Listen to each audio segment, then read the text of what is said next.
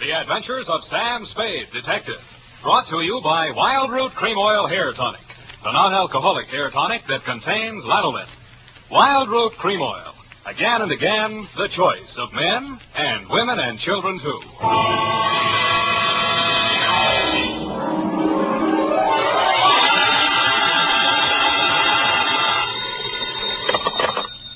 Sam Spade Detective Agency. Quote the Raven, nevermore. Yes. This is me. Is this Mr. Spade? Yes, but is this Miss Perrine? Oh, yes, but Why are you eating your peanut butter sandwich at this time of night? why the allusion to Poe's Raven? Was your assignment among the literati? It certainly was. There was Rowena from Ivanhoe, a lost Lenore, a no-place Ralph, and a Horace from the Karloff with the same name. Oh, how distinguished. Have you got a cold, Eph? No. Well, then there was a carnivorous plant, a hideous meat-eating specimen of the botanical world, trying to take 2 fingers off me. Oh. Well, I've got 3 fingers all poured out for you here. Ah, pretty hip. I can see you intend to be terribly amusing tonight. But even so, I intend to come right down and dictate my report on the stocked watch caper while time stood still.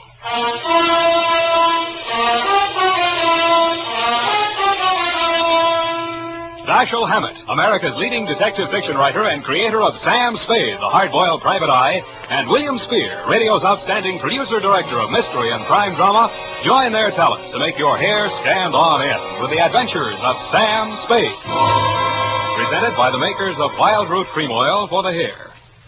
Well, in a few weeks, many of us will be going bareheaded now and then, meaning we'll have to pay more attention than ever to the appearance of our hair. The best way I know to always keep your hair in trim is to use Wild Root Cream Oil Hair Tonic. Wild Root Cream Oil grooms your hair neatly and naturally, removes loose dandruff, and relieves dryness, which may be even more prevalent when your hair is exposed directly to the wind and sun. So right away, get the 25-cent get-acquainted bottle of Wild Root Cream Oil Hair Tonic. Again and again, the choice of men and women and children, too. And now, with Howard Duff starring as Spade, Wild Root brings to the air the greatest private detective of them all, in the Adventures of Sam Spade.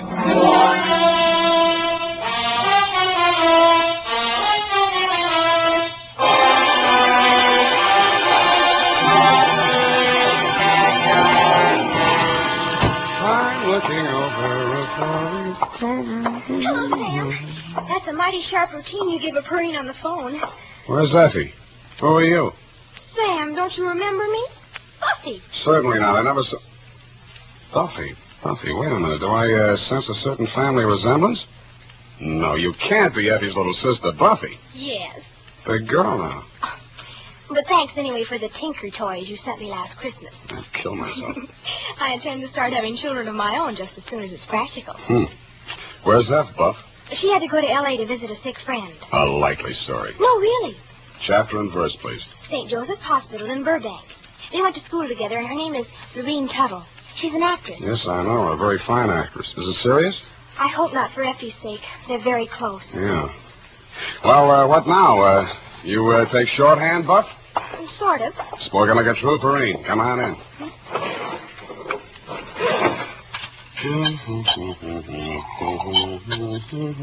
Oh, I hope it's good and gruesome.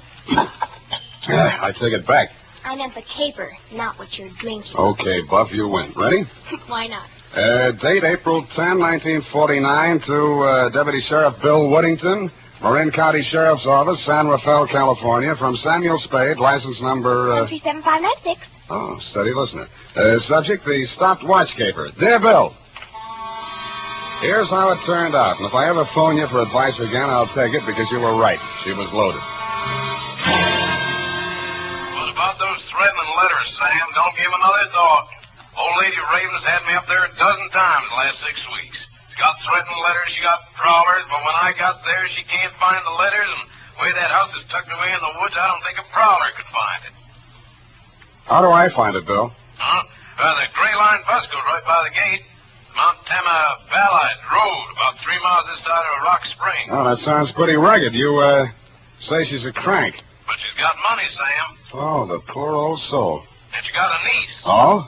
Yeah, over 23, but she's stacked. The old lady's loaded, the niece is stacked. Who else lives there? Well, there's a butler. Somebody flattened his head when he was young, and he wears bangs to call attention to it.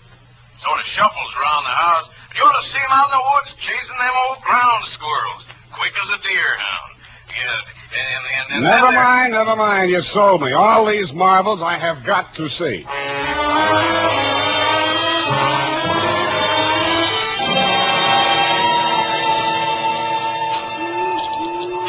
It was only 3 p.m. when I skulked in through the gates of Ravenswood, but it was so dark the hooty owls hadn't gone to bed yet. The fog snaked in and out through the dripping trees, long, chill ribbons of ghastly fog borne on the sobbing wind. I mushed on into the deepening gloom of the forest primeval. After 10 minutes of that, I began to wonder if there was any house there. When I saw it, I still wondered. It looked more like a fungus growth.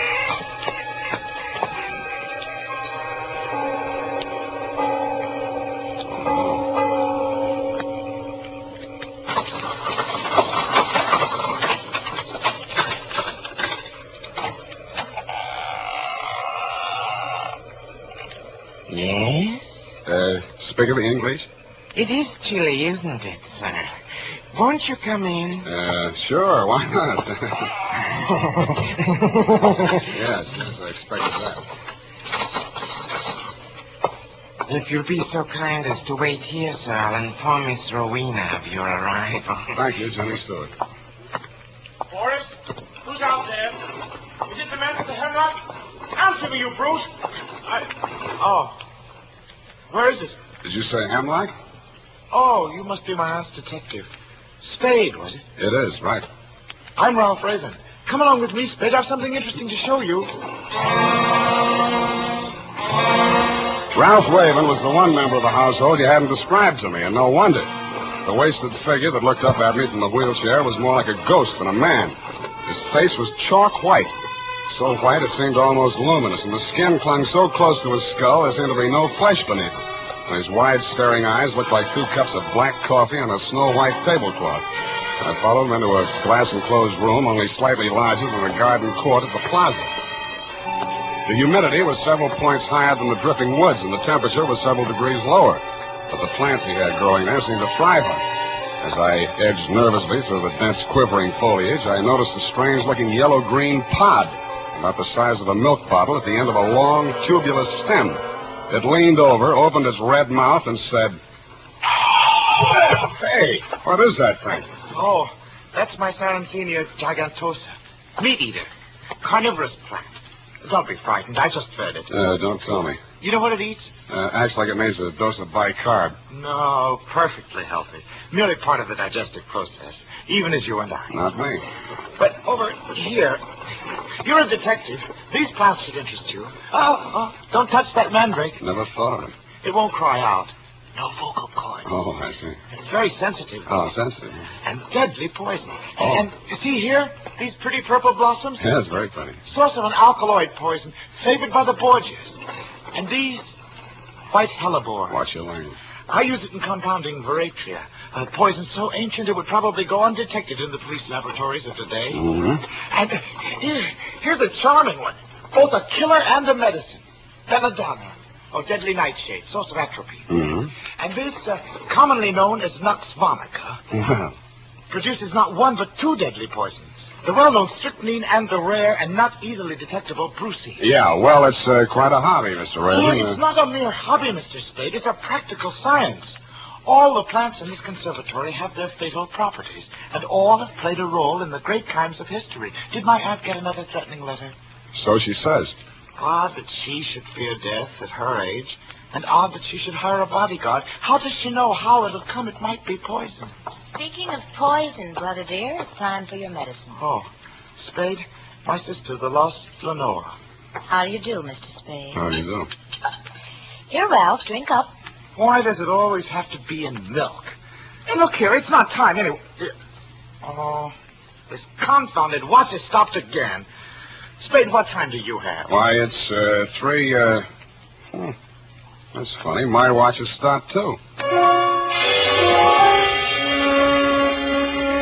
I didn't know then what that meant. In fact, if you look on the last page of this report, Deputy dear, you'll see that the stopwatch was the key to the whole puzzle. I protest that my failure to realize its significance at that moment had absolutely nothing to do with the fact that my client's niece, Lenore Raven, was, as you so roguishly put it, stank. About there, Boris, the butler, bobbed up and beckoned me from the balustrade. I followed him upstairs and was ushered into the austere and regal presence of my client, Rowena Raven. That will be all, Boris. Yes, madam. Oh, Boris, I just remembered. Yes, madam. There on the occasional table, my watch. I want you to take it around to the watchmakers in the morning. It's on the fritz again. Yes, madam. Mr. Spade, I must apologize for keeping you waiting. Oh, that's all right. My watch hasn't been keeping proper time ever since those threatening letters started. Would that be a clue, Mr. Spade? Maybe we'd better start with the letters, Mrs. Raven. I can't find them anywhere. I think that young man from the sheriff's office must have pinched him. Bill Whittington? Oh, I'm sure not. Well, all the same, it's very odd that every time he comes here, he can't find them. Where did you put them, Mrs. Raven? Right there on the occasional table. Yeah, well, Mrs. Raven, sometimes people have very vivid dreams. Huh? Doesn't mean there's anything wrong with their minds or anything like You that. talk just like Dr. Slosser. That young sawbones my niece sent around looked at my sciatica. Sciatica's nothing but a pain. How can you look at it? It's a lot of bull. Yeah, what did the letters say, Mrs. Raven? That's why I wondered about my watch, Mr. Spade. The letters always contain some reference to time. Your time is running out. Beware when time moves slowly. Soon it may stop altogether. Mm-hmm. That sort of thing.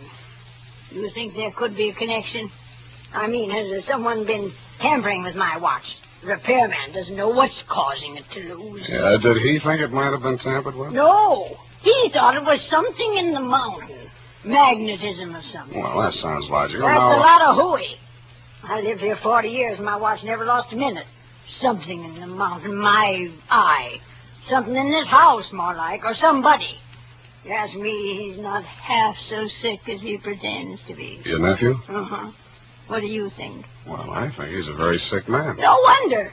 Sitting in that damp conservatory day after day, pottering over those fiendish poisonous plants. You see the one that eats mice and hamburgers?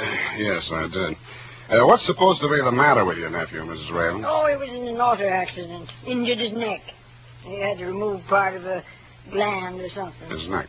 But Dr. Schlosser says he's in good condition aside from that. And if he takes his medicine faithfully, there's no reason why he should... Come in! Ah, Mrs. Raven, how is that pain this afternoon? Worse, thank you. Dr. Schlosser is Mr. Spade. Ah, yes. The detective you engaged to investigate those letters you've been receiving. Mr. Spade thinks it's an inside job. Don't you, Mr. Spade? Well, that depends on what you mean by an inside job. There, you see? Inside that romantic imagination of yours, my dear lady. Hold still now while I give you your shot. I loathe being jabbed. Now. That wasn't so bad, was it? Can I look for him? How is Ralph getting on, Doctor? Not well, I'm afraid. He doesn't seem to be responding to the... Mrs. Raven, what is it? Poison! You poisoned me!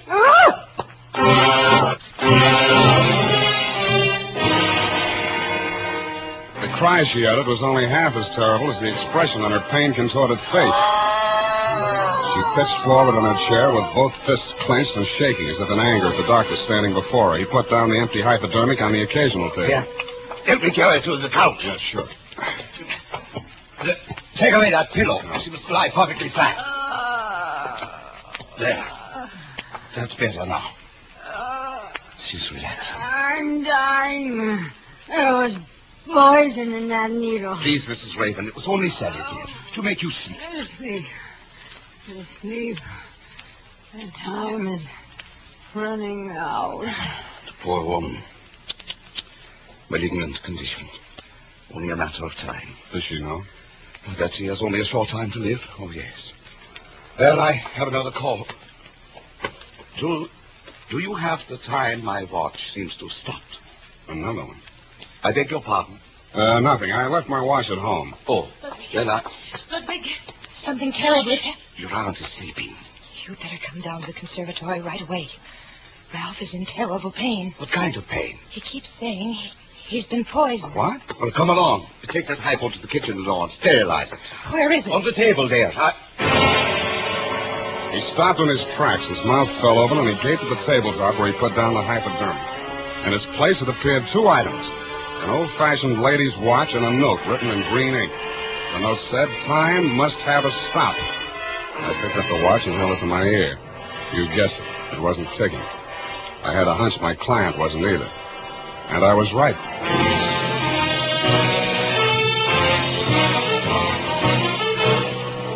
The makers of Wild Root Cream Oil are presenting the weekly Sunday adventure of Dashiell Hammett's famous private detective, Sam Spade.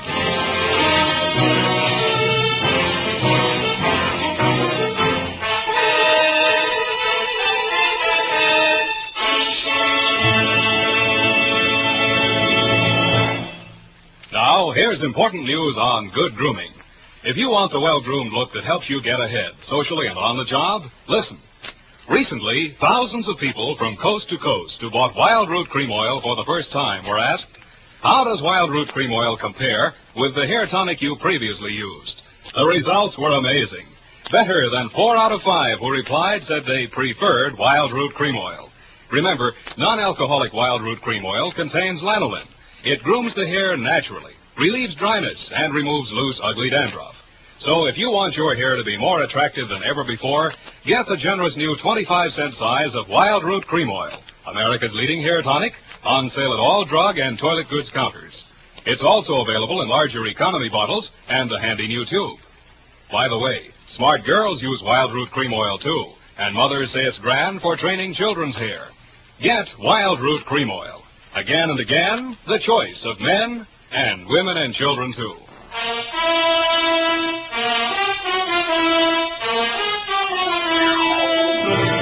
And now, back to the stopwatch keeper. Tonight's adventure with Sam Spade.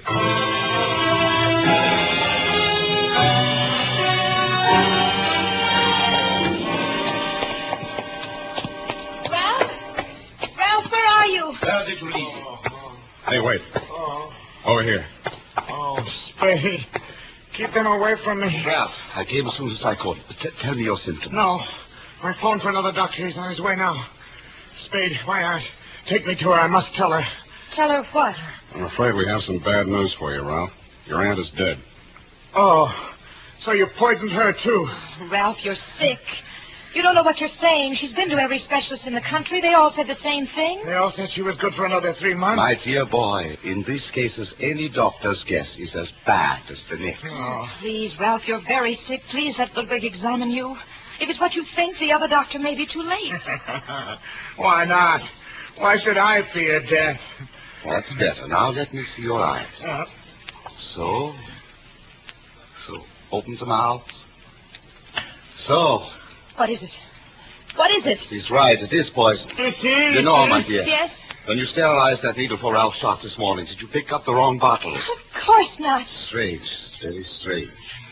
But don't worry, Ralph. There's a very simple antidote. Oh, thank heaven. You should, my dear. Indeed you should.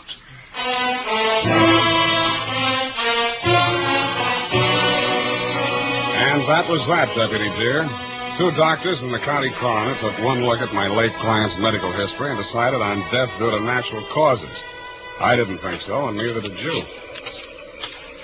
So there really were threatening letters. I saw one. You sure now, Sam? Sure, I'm sure. Where'd you say it was? On the occasional table. Yeah. What was you doing when it wasn't a table? Not occasionally, occasional. Oh, just any old table. No, Bill, get this. It's real deep. An occasional table is a table that a woman picks up at a bargain and puts into a room under the mistaken impression that it may come in handy someday. Mrs. Raven used hers as a catch-all for her unanswered correspondence, threatening letters included. And what happened to the one you saw? I don't know. I put it right here in my coat pocket along with a watch. It just disappeared. Well, that might be tampering with evidence. Listen, Bill, things were disappearing from that table almost as fast as other things showed up. Yeah, sounds like pack rats. You follow that up, Bill. I'm going to pack up and rat out of here. Now look, Sam. My client's dead. It's officially okay. I haven't made a penny out of the caper, and now I'm not likely to. So, do you give me a lift back to the toll gate, or do I hitchhike? There's your answer. Come on.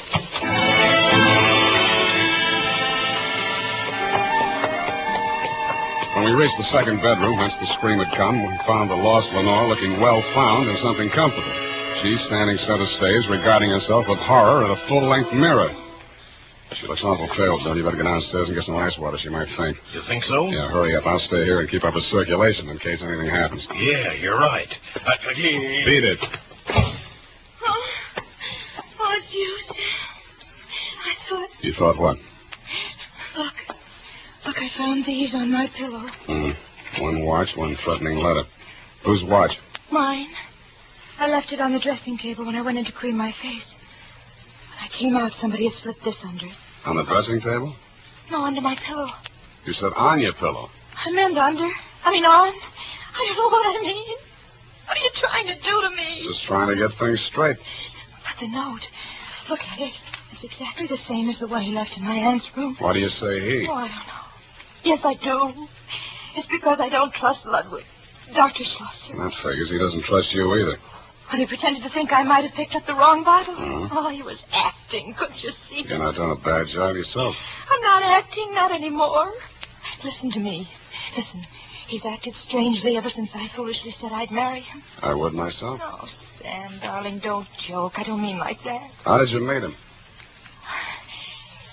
He got me out of a jam once. The accident, when my brother was hurt. I went for a doctor, and he happened to be the nearest one. Well, I'd been drinking, and he took over, and he sent me home before the police arrived at the scene. Didn't Ralph know? He blanked out.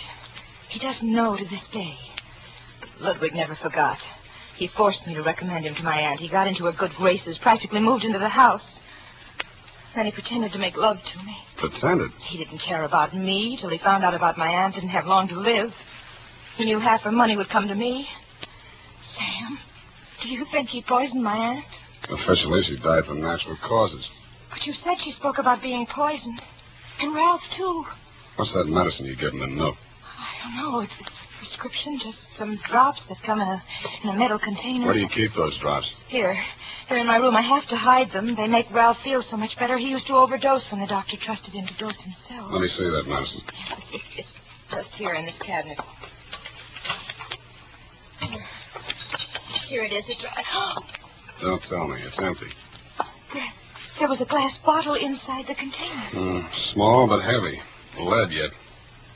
Hey, what are you doing with that gadget? The thing with the dials and the speedometer? Well, that's something medical. I have to make a test on Ralph every day to see how he's getting along. You know what that actually is? Yes, I do. It detects anemia. Well, I wouldn't know about that, but a Geiger counter is generally used to detect something else. Well, what are you going to do with it? I'm going prospecting for that missing medicine. Ah, there you are. I've been looking everywhere for you. I'm afraid I have bad news for you, Lenore. Ralph? My diagnosis was correct. Pernicious anemia. Dead. What is that you are carrying, Mr. Spade? Oh, nothing special, Doctor. Just an old Geiger counter. Lenore, did you let him take it? He said he was going to use it to find Ralph's medicine. What happened to Ralph's medicine? I don't know. It's just gone. Mr. Spade, that machinery is my property. I must ask you to hand it over. No gun necessary, Doctor. Here, take it. Take your gun, too, sir. Lenore, carry the machine this way. Walk ahead of us. First, we try the conservatory. He was an amateur with a gun, but I didn't jump him for it because I'm an amateur with a Geiger. I did notice that the indicator on the dial got nervous the minute we walked into the conservatory. Ralph Raven's body was still in a wheelchair, no paler in death than in life. His sightless eyes were fixed on that obscene plant. The plant looked sick, too. It was drooping, and his red mouth was hanging open. As we walked past the wheelchair, the indicator on the dial of the Geiger counter moved forward and then slipped back again. Then it took a sudden big jump. Ah, so that was his hiding place. The maw of that disgusting carnivorous plant. Well, it's not pleasant, but there's only one way to get it. Don't move, either one of you. My eye is on you. Yes. Yes, it's here. At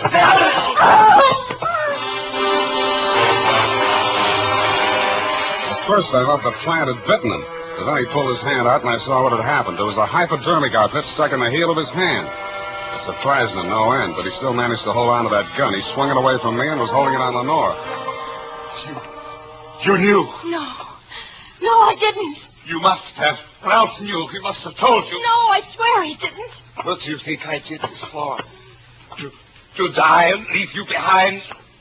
To enjoy the money I got for you? No, you will come with me. Oh, no, you don't know what you're doing. There's someone right... Shut up. What are you looking at? What's behind me? Don't bother rushing, Sam. I've got it. Hold it, Bill. Yeah. How's that for shooting, Sam? Yeah. You find a bullet hole in them, Bill, and I'll call it good.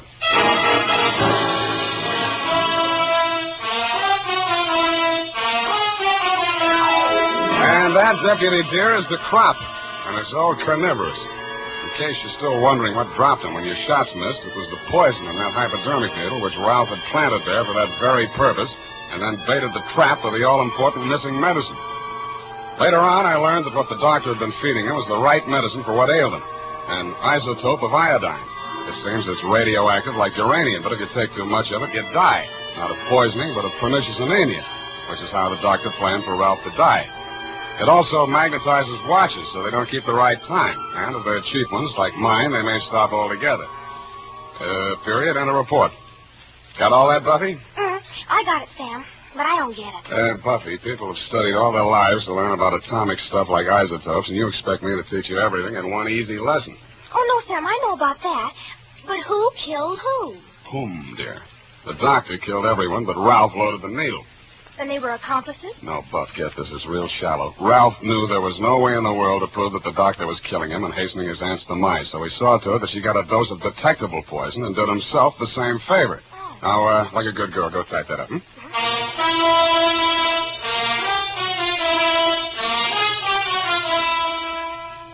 And now, listen to this. More and more millions agree every day. Wild Root Cream Oil has become America's favorite hair tonic because of the neat, natural way it grooms the hair. Because of the quick, easy way it relieves dryness and removes loose dandruff. Get non-alcoholic Wild Root Cream Oil with lanolin right away. And ask your barber for a professional application of Wild Root Cream Oil Hair Tonic. Again and again, the choice of men and women and children, too.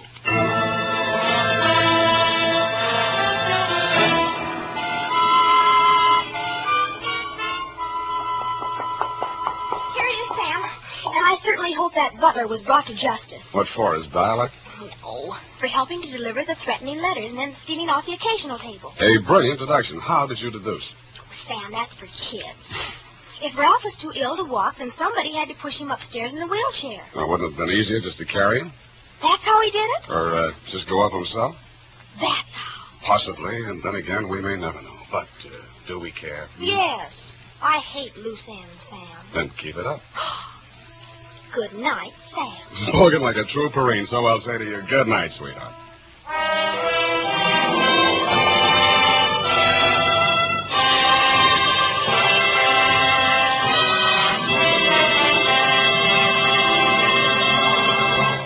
The Adventures of Sam Spade, Dashiell Hammett's famous private detective, are produced and directed by William Spear.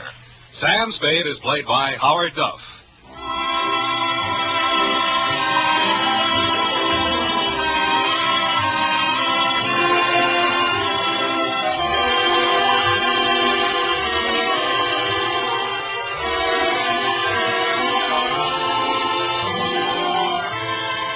The Adventures of Sam Spade are written for radio by Bob Tallman and Gil Dowd.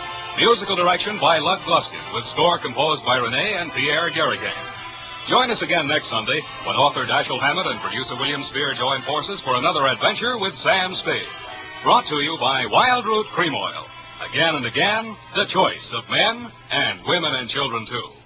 This is Dick Joy reminding you to get Wild Root Cream Oil, Charlie. It keeps your hair in trim. You see, it's non-alcoholic, Charlie. It's made with soothing lanolin. You better get Wild Root Cream Oil, Charlie. Start using it today. You'll find that you will have a tough time, Charlie. Keeping all the gals away. Hiya, Baldy. Get Wild Root right away.